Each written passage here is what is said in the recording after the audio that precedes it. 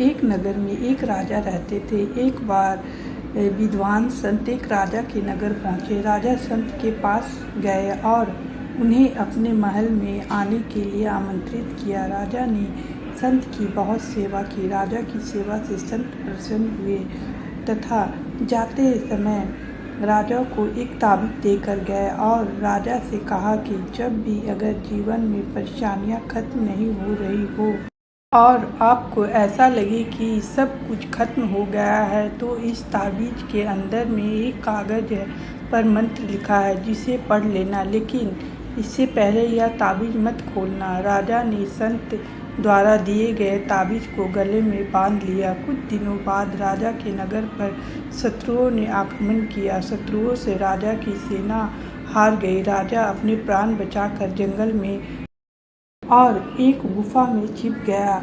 कुछ देर बाद गुफा में उसे शत्रुओं के सैनिक के कदमों की आवाज़ सुनाई दी।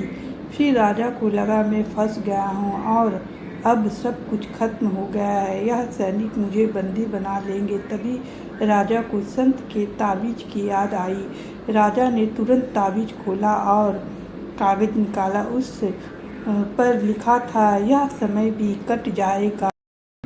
और राजा को यह पढ़कर थोड़ा सुकून मिला और राजा सोचने लगा, जब अच्छा वक्त हमेशा हमारे साथ नहीं रह सकता तो बुरा वक्त भी तो कुछ ही दिनों के लिए है। फिर कुछ देर बाद सैनिकों के कदमों की आवाज़ आनी बंद हो गई। राजा ने गुफा से झांक कर देखा तो सैनिक वहाँ से काफ़ी दूर चले गए थे। फिर राजा कुछ दिन गुफा में ही स्थिर और शांत रहकर अपने राज्य को वापस लेने पर काम किए और कुछ दिनों में ही वे अपने राज्य को वापस ले लिए। एक बार फिर पहले की तरह सब कुछ ठीक हो गया। राजा मन ही मन उस संत को धन्यवाद किया और अपने राज्य कार्य में लग गया। अच्छे दिन हो या बुरे दिन हमेशा नहीं रहते।